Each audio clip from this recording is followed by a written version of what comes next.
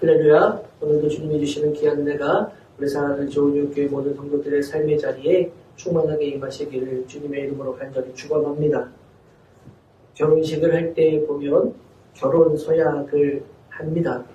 결혼 서약을 할 때 혹시 기억하시는지 모르겠지만 신랑 아무개는 신부 아무개를 하나님께서 허락해 주신 아내로 맞이하여 좋을 때나 부질 때나 부유할 때나 가난할 때나 아플 때나 건강할 때나 부족한 부분을 채워주고 지켜주며 아끼고 사랑할 것을 지금 여기 하나님 앞과 또 여러 증인들 앞에서 서약합니까? 라고 묻고 마찬가지로 신부에게도 똑같은 물음을 하며 서약을 합니다. 그런데 살아가다 보면 사실 이 서약을 완벽하게 지키고 살아간다라는 것이 얼마나 어려운 일인가, 이것을 깨닫는 데는 여러분이 생각하는 것보다 그렇게 오랜 시간이 걸리지는 않는 것 같습니다. 좋을 때, 부질 때, 부유할 때, 가난할 때, 아플 때, 건강할 때, 이 모든 상황에서도 언제나 변함없이 사랑한다. 남편에게도 아내에게도 이것을 온전히 감당하는 것이 그리 쉬운 일이 아니구나 라는 것을 깨닫는 데에는 그렇게 많은 시간이 아마 소요되지 않을 겁니다. 여러분은 어떠신지 모르겠습니다. 지난 시간 우리는 오늘 동일한 본문을 가지고 빌립보 교회에 대한 말씀을 나누었는데, 바울은 빌립보 교회를 보면서 빌립보 교회 성도들을 생각하고 떠올리고 회상할 때마다 언제나 항상 하나님 앞에 감사하게 되는 교회, 그러한 성도들이다라고 말하고, 또 그들을 위해서 하나님 앞에 내가 간절히 간구할 때, 기도할 때마다 너희는 항상 기쁨이 넘치는 교회였고 그러한 성도들이었다라고 빌립보 교회와 성도들을 향해 그렇게 말하고 있습니다. 그런데 그 이유가 무엇인가? 그들이 첫날부터 이제까지 복음을 위한 일, 그 복음 안에서 참여하고 있었기 때문에 라고 바울은 그렇게 말해 주었습니다. 바울이 빌립보 교회를 생각할 때마다 하나님 앞에 감사하게 되고 또 기도할 때마다 항상 기쁨이 넘쳤던 그 이유는 바로 그들이 복음을 처음 접했던 그 순간부터 지금 이 편지를 받는 그 순간까지도 언제나 복음을 위한 일, 그 복음 안에서 교제하고 섬기는 그러한 사명을 온전하게 감당했기 때문에 라고 바울은 빌립보 교회를 향해서 말하고 있고, 그것을 우리가 지난 시간 함께 나누었습니다. 다른 이유가 있어서가 아니라 그 교회가 어떠한 모습 때문에 이런 칭찬을 받았는가, 그들이 복음 안에 있었기 때문에 라는 말입니다. 교회가 오래되었기 때문도 아닙니다. 교회의 규모가 사이즈가 커서 그러했던 것도 아닙니다. 교회가 여러 모습 속에서 형편이 넉넉했기 때문에 그런 것도 아닙니다. 그 교회가 다양한 많은 일들을 하고 있었기 때문에도 아닙니다. 그들 안에 사회적으로 영향력을 끼칠 만한 그러한 인물들이 있어서 교회가 힘이 있는 교회였기 때문에도 아닙니다. 그들 가운데 유명한 이들이, 세상에서 이름만 말해도 알만한 이들이 즐비하게 있는 교회였기 때문에, 그러했기 때문에 칭찬을 받은 것도 아닙니다. 세상적인 기준에 있어서 좋았거나 교회의 영향력 면에서 다른 교회들에게 영향력을 끼칠 만한 교회였기 때문에 칭찬을 받은 것이 아니라는 이야기입니다. 그들이 칭찬을 받은 이 이유, 오직 그들이 복음 안에서 교제하고 있었기 때문에, 그것도 모든 순간, 처음부터 지금까지 언제나 복음 안에서 교제하고 복음 안에서 맡겨진 사명을 감당하며 살아왔던 교회와 성도였기 때문에 라고 바울은 우리에게 그렇게 말해 주었습니다. 사랑하는 성도 여러분, 지난 시간에 우리가 이것을 함께 나누었는데 여러분, 우리도 기억해야 합니다. 하나님께서 교회를 평가하시는 기준은 그 교회가 얼마나 많은 성도들이 모이는가가 아닙니다. 그 교회의 재정의 규모도 아닙니다. 그 교회가 얼마나 오래되었는가도 아닙니다. 세상적으로 따져볼 때 그 교회 안에서 얼마나 많은 유명한 이들, 영향력이 있을 만한 이들이 있는가, 하나님은 그걸 보고 판단하시지도 않습니다. 그 교회가 언제나 하나님 앞에 감사가 되는 교회인 것, 늘 기쁨이 되는 교회가 될 수 있는 오직 한 가지, 그것은 그들이 복음 안에 있는 것, 바로 그것 때문입니다. 교회가 성도가 하나님 앞에서 이런 칭찬을 받을 수 있는 길이 있다라고 한다면 우리가 생각하는 그런 세상적인 것들이 아니라 하나님이 바라보시는 것은 그들이 복음 안에 있는가, 복음 안에 붙잡혀 있는 교회이고 그러한 성도인가, 바로 여기에 있음을 우리는 기억해야 합니다. 지난 시간 우리는 이 처음부터 이제까지, 즉 언제나 항상이란 이 부분을 우리가 함께 나누지 않았습니까? 우리가 살펴본 것처럼 빌립보 교회와 성도들이 언제나 복음 안에 있었다라고 했는데 그 시간들이 항상 평안하고 행복했던 시간들만은 아니었었다라는 것을 우리가 지난 시간 함께 나누었습니다. 아니, 오히려 더 생각해보면 힘들고 어려운 시간들이었습니다. 당연히 모든 초대교회가 그러했듯이 그들이 처음 복음을 접했던 순간부터 지금 복음을 가지고 살아가는 지금 이 순간까지, 이 편지를 받는 이 순간까지 어쩌면 평안하고 안락한 시간들은 아무 곳에서도 찾아보지 못했을지도 모릅니다. 바울은 1장의 마지막에서 이렇게 말하고 있지 않습니까? 28절 상반절입니다. 무슨 일에든지 대적하는 자들 때문에 두려워하지 아니하는 이 일을 듣고자 하리라. 이 말씀을 보면 지금 바울이 이 편지를 기록하는 순간에도 빌립보 교회와 성도들에게는 대적자가 있었다라는 것을 알 수 있는 겁니다. 단순한 대적자가 아닙니다. 그들을 두렵게 하는 이들입니다. 두려워하다라는 이 말이 원래 의미는 어원상으로 보면 이 말의 원래 의미가 뭐냐면 놀란 말들이 사방으로 우르르 도망치는 모습을 말하는 단어입니다. 그러니까 어떤 갑작스러운 돌발적인 상황이 있고 그 상황에 대해서 너무 말들이 깜짝 놀라서 우왕좌왕 어찌할 바를 몰라서 이리 뛰고 저리 뛰고 마구마구 우르르 뛰어다니는 그 모습을 가지고 만든 단어, 그 단어가 바로 여기에 사용되어 있습니다. 그러니 교회가, 성도들이 그렇다는 거예요. 어떤 문제인지 정확하게 딱 집어서 말하고 있지는 않지만 교회가 만나고 있는 그 대적자들이 누구인지 딱 말하고 있지는 않지만 그 대적자들로 인해서 교회가 어떠한 상황이 있느냐, 어찌할 바를 몰라서 두려워하며 이리 뛰고 저리 뛸 수밖에 없는 그런 상황에도 교회는 지금도 모여져 있다라는 것입니다. 그래서 두렵게 되었던 그 상황, 빌립보 교회가 만나고 있는 상황이라는 것입니다. 또 29절에서 바울은 이렇게 말합니다. 그리스도를 위하여 너희에게 은혜를 주신 것은 다만 그를 믿을 뿐 아니라 또한 그를 위하여 고난도 받게 하려 하심이라. 이 표현을 보면 교회와 성도들이 그리스도를 위하여 고난을 받는 것 마땅히 당연한 것이다 라고 우리에게 말해줍니다. 30절에도 말씀하고 있지 않습니까? 너희에게도 그와 같은 싸움이 있으니 너희가 내 안에서 본 바요 이제도 내 안에서 듣는 바니라. 지난주 함께 나누었던 것처럼 바울이 받았던 고난을 빌립보 교회 성도들은 잘 알고 있었는데 그 고난의 싸움을 너희도 겪게 되었다라고 바울은 그렇게 말해줍니다. 초대교회 당연히 그렇지요. 두렵습니다. 고난과 박해가 있습니다. 베드로 사도도 우리가 함께 말씀 나눈 적이 있지만 성도들 향해서 그렇게 말하지 않습니까? 베드로전서 4장 12절 말씀, 살아가는 자들아 너희를 연단하려고 오는 불시험을 이상한 일 당하는 것 같이 이상히 여기지 말고, 그러니 그 불같은 시험은 이상한 게 아니라 당연한 거다. 베드로 사도도 그렇게 말했습니다. 그래요 여러분, 우리는 모두 기억해야 합니다. 복음을 처음 접했던 그 순간부터 지금까지 언제나 항상이란 이 말은 이런 시간들 모두를 포함한다는 말입니다. 좋은 순간만이 아닙니다. 편한 시간들만 복음 안에 있는 것이 아닙니다. 복음 안에서 살아가는 모든 삶의 자리 안에는 죽음의 자리도 있었고 불시험의 자리도 있었습니다. 고난의 한복판에서도 그들은 복음 안에 있었기 때문에, 복음 안에서 참여하고 교제하고 사명을 감당했기 때문에 빌립보 교회가 바로 이런 칭찬을 받았다라는 것을 우리도 잊지 말아야 합니다. 바울의 이 표현을 보면 그래요.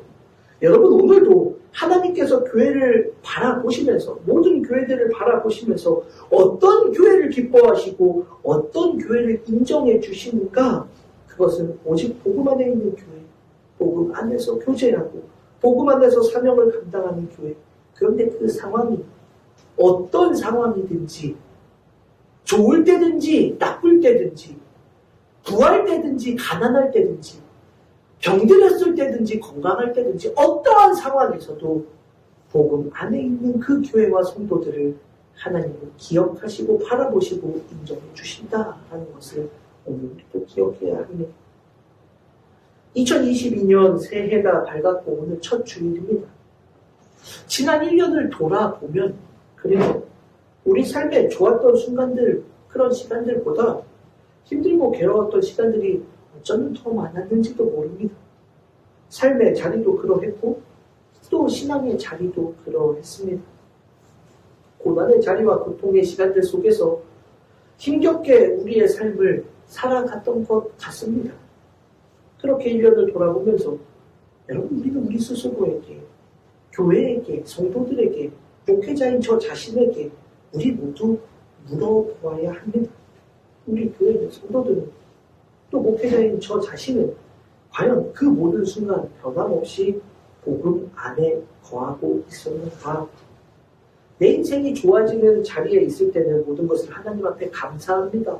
하나님께서 다 하셨습니다라고 영광을 돌리고 감사하는 것, 복음 안에서 살아가고 사명 감당하는 것, 네, 그래요. 우리도 늘 그렇게 합니다. 그런데 무엇을 해도 되지 않는 것 같고 넘어지는 것 같은 자리에서도 내 삶의 복판이 끝도 없이 긴 터널의 그 가운데 빛도 보이지 않는 그 터널을 지나가는 것과 같을 때 숨을 재워오는 것 같은 답답한 현실 안에 놓여있는 것 같을 때에도 복음 안에서 변함없이 교제하고 살아간다는 것, 사명을 감당한다는 것, 그렇게 쉽지 않다라는 것을 우리도 느끼고 경험하지 않았습니까?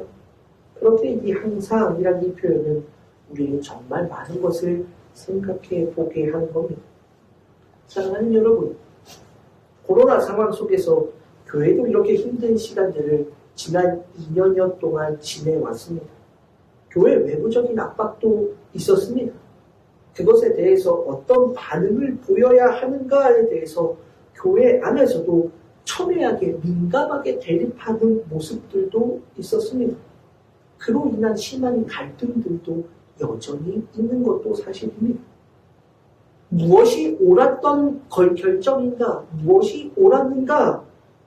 이것은 결국 하나님께서 나중에 판단하시겠지만 여러분 우리는 이 한 가지를 각자 스스로에게 물어야 합니다. 과연 그 시간들 동안 외부적인 압박도 있었고 교회 안에서의 갈등도 있었고 그런 수많은 어려움들 속에서 과연 우리는 그 시간들 동안 복음 안에서 교제하고 복음 안에서 사명을 감당하고 있었는가? 코로나로 인해 교회도 어렵고 힘들었던 그 시간들 속에서 성도들 스스로 각자가 우리 스스로에게 물어볼 수 있어야만 합니다. 나는 과연 복음 안에 있었는가?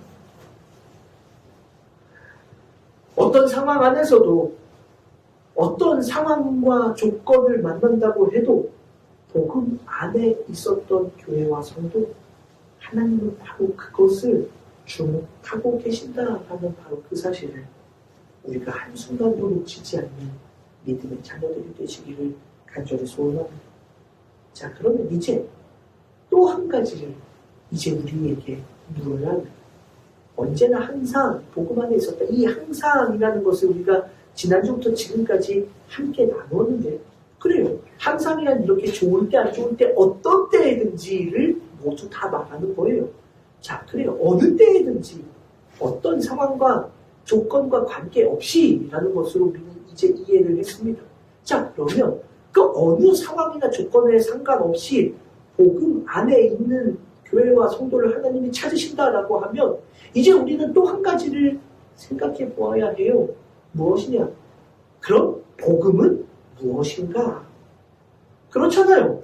어느 때에든지 이제 다 이해를 했어요. 그럼 그 어느 때에든지 복음 안에 있어라. 복음 안에서 교제하고 복음 안에서 사명을 감당하라 라고 그런 교회를 찾으시고 그런 성도들을 찾는다라고 하시는데 그러면 여러분 우리는 도대체 그 복음이 무엇인가를 알아야 그 안에 있을 수 있지 않겠습니까? 그러면 복음은 과연 무엇인가? 바울은 1장 우리가 읽은 본문의 다음에 복음 전파에 대한 이야기도 하고 있고 또 27절에서 오직 너희는 그리스도의 복음에 합당하게 생활하라 라고 말하고 있기도 합니다. 여러분 바울이 말하는 복음은 과연 무엇일까?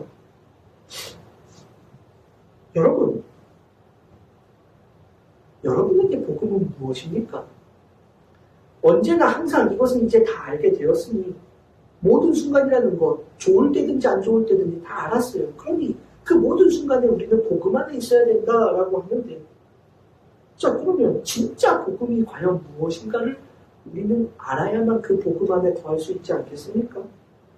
복음이라고 번역된 이 헬라어 단어 유앙겔리온이라는 이 단어는 좋은 소식이라는 뜻, 굿뉴스를 의미하는 단어입니다. 복음서에서는 처음에는 예수님의 탄생을 알리는 복된 소식을 바로 복음, 좋은 소식이라고 우리에게 전해 주었습니다. 그런데 바울이 이 복음이라는 단어를 좀 더 구체적으로 우리에게 말해주고 해석해 줍니다.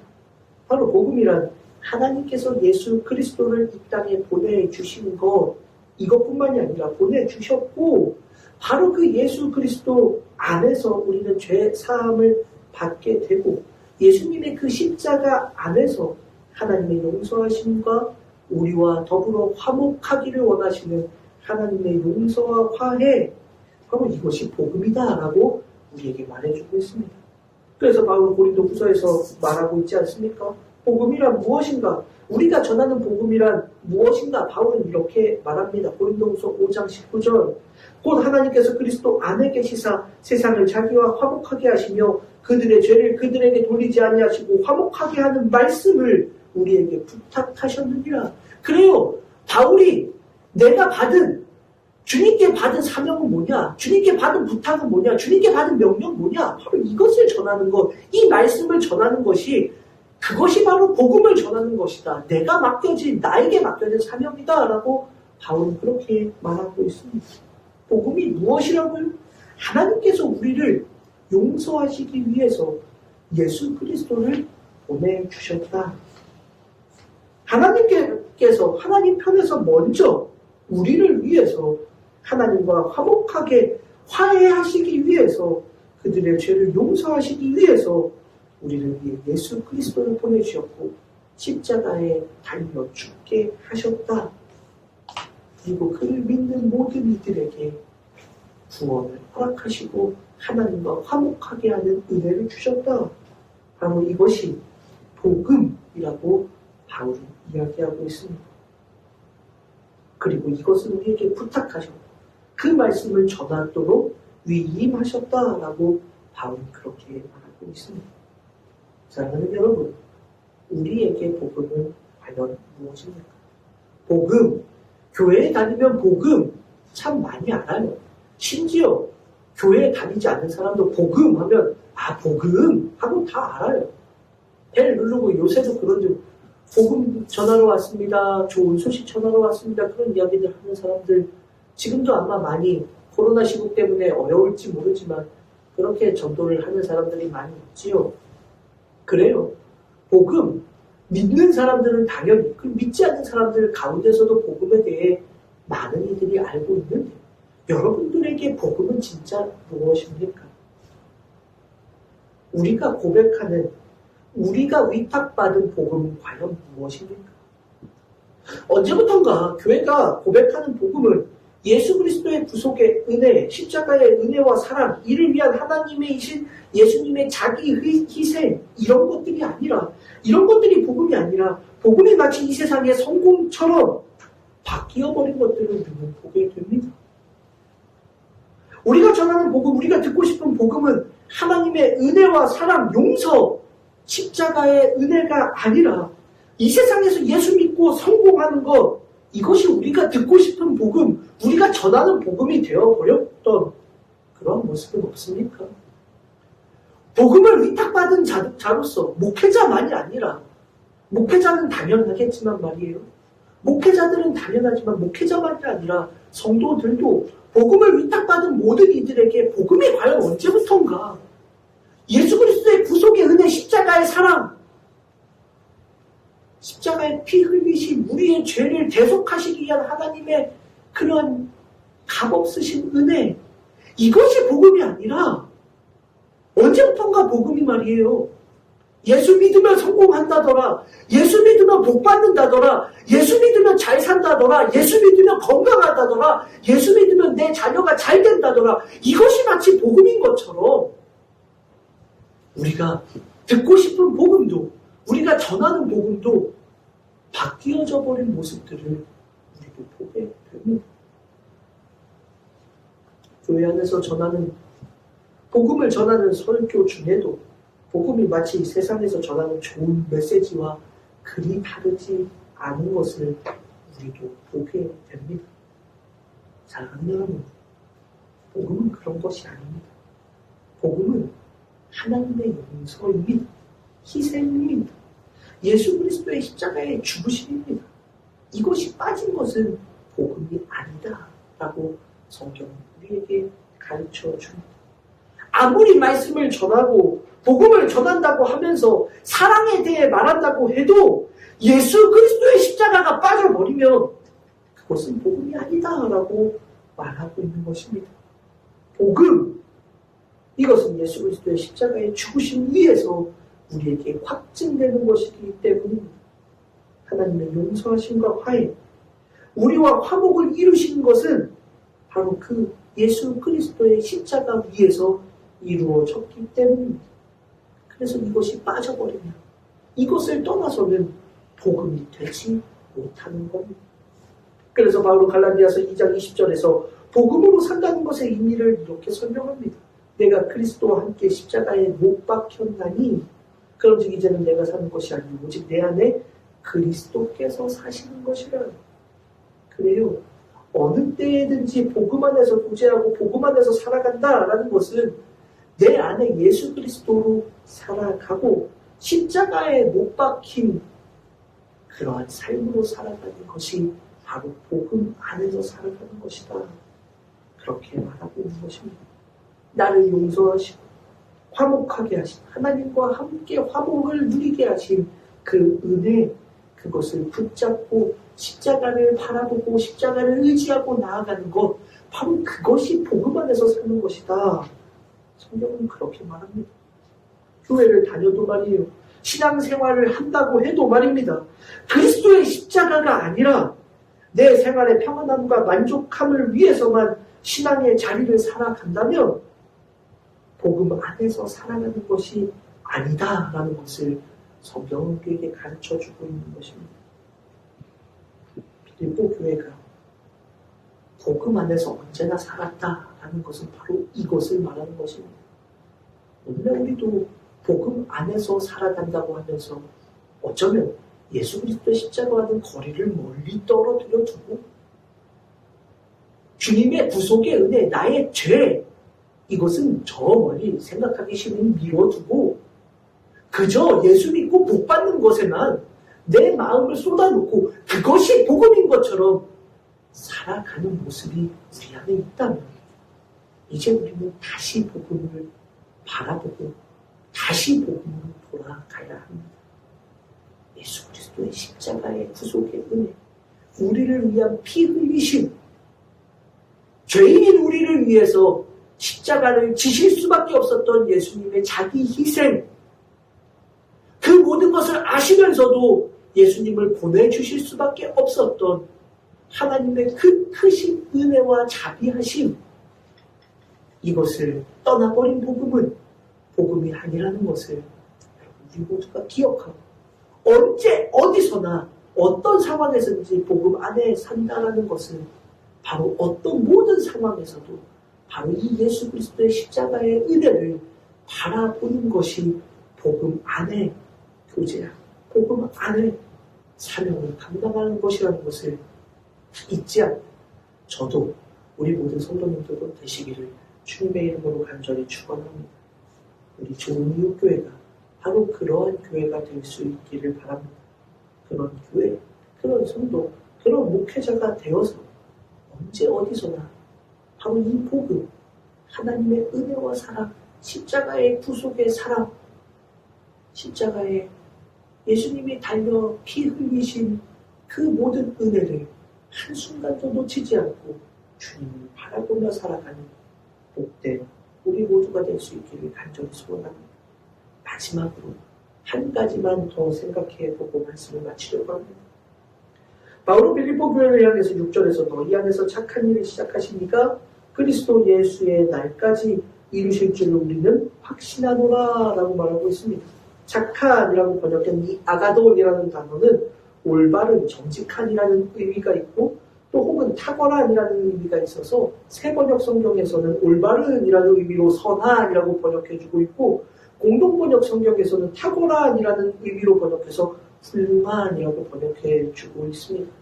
바울의 이 표현을 보면 너희 안에서 이런 선하고 훌륭한 일을 시작하신 이가 있고 바로 그가 그리스도 예수의 날까지 이루실 것이다, 성취할 것이다 라고 바울은 그렇게 말해줍니다. 자, 그래요. 그럼 이 말씀을 잘 주목해보면 그래요. 너희 안에서 이런 선하고 훌륭하신 일을 시작하신 이가 있다라고 지금 바울이 이야기해요. 그러니 바울이 바라보는 그 빌립보 교회를 향한 칭찬은 사실 빌립보 교회로부터 시작된 것이 아니라 그 일을 시작하게 하신 분이 그 일을 이루셨다라고 바울은 이야기하는 겁니다. 그리고 그것을 주님의 날까지 그가 이루고 성취하실 것이다. 그가 이끌어 가실 것이다. 라고 그렇게 말해주고 있습니다. 바로 성령을 말하고 있는 것입니다. 여러분, 성령께서 주님의 그 좋은 일, 선하고 그렇게 훌륭한 모든 일들을 일할 수 있도록 이끌어 주셨고 그리고 그 성령께서 마지막 주님의 날까지 그 모든 것들을 다 이루고 성취할 수 있도록 너희를 이끌어 가시고 도와주실 것이다 라고 바울은 그렇게 이야기하는 겁니다. 빌립보 교회는 어떠한 교회였다? 성령이 일하시는 교회였다라는 것을 우리에게 말해주는 것입니다. 사랑하는 여러분, 빌립보 교회는 성령의 인도하심을 받는 교회였습니다. 주님의 일을 하면서도 여러분, 어떤 이들은, 어떤 교회는 사람의 생각대로, 사람의 의지대로 일하는 성도들, 교회들도 있습니다. 그런데 그런 일들은 쉽게 무너지게 됩니다. 어떤 큰 문제를 만나면 내가 감당할 수 있는 그 문제를 넘어서면 교회도 성도도 무너지게 됩니다. 교회는 말이에요. 성도들은 말이에요. 하나님의 기쁘신 일을 감당하는 것이 맞지만 그것을 내 편에서 하는 것이 아니라 성령께서 우리를 이끌어 가시도록 하는 교회, 그러한 성도가 되어야 한다라는 것입니다. 우리 교회의 표어, 작년에도 마찬가지고 올해도 제가 목회하는 모든 순간들 동안 저는 우리 교회의 표어는 하나님의 영이 일하시는 교회입니다. 우리 교회의 3대 비전의 첫 번째도 무엇입니까? 하나님의 영이 일하시는 교회. 바로 그것이 우리 교회의 첫 번째 비전입니다. 우리 교회가 꿈꾸는 비전, 하나님의 영, 성령께서 우리를 이끌어 가시고 우리의 모든 일을 하나님의 성령이 시작하시고 그 모든 일을 마치는 그 순간까지 성령께서 이끌어 가시고 인도하시는 교회, 그러한 성도, 바로 우리 좋은 이웃 교회가 그러한 교회가 되고 그러한 성도들이 될 수 있기를 간절히 소원합니다. 주님이 기뻐하시는 일이라고 해도 내가 내 열정 가지고 하는 것이 아니라 성령께서 우리를 이끌어 가셔서 어려운 순간에서도 성령이 우리를 북돋아 주시는 힘으로 우리에게 힘이 없어도 성령께서 우리를 어루만지셔서 일어나게 하시고 새 힘을 주셔서 그리스도의 날까지, 주님의 날까지 그 모든 것들을 이루실 수 있도록 우리의 모든 것을 주님 앞에 내어드리고 성령의 인도하심에 따라 살아가는 교회, 그러한 성도, 저는 그러한 교회, 그러한 성도들이 바로 우리가 될 수 있기를 꿈꿔봅니다. 사랑하는 여러분, 빌립보 교회가 그러한 교회였다라고 바울 이야기해 주고 있는 것입니다. 마지막 주님이 부르시는 그날 주님 앞에 섰을 때 빌립보 교회만이 아니라 우리 좋은 이웃 교회가, 모든 성도들이 하나님 앞에 섰을 때 바로 좋은 이웃 교회, 너희 교회가, 좋은 이웃 교회 성도들 너희가 바로 그러한 교회였고 성도였다라는 하나님의 칭찬을 받을 수 있기를 간절히 소원합니다. 비록 우리의 지금 모습은 연약하고 부족해 보일 수 있습니다. 그러나 하나님이 주목하는 것은 교회의 규모가 아닙니다. 성도들의 숫자가 아니라 그 모든 모인 교회와 성도들이 어떠한 순간에서도 예수 그리스도의 십자가를 붙잡고 그 은혜를 받아보면서 복음 안에서 성령의 인도하심대로 맡겨진 사명을 감당하고 있는가? 내 뜻과 의지가 아닌 성령이 인도하시고 이끌어 가시는 대로 그렇게 자신을 내어드리고 사명을 감당하고 있는 교회이고 성도인가?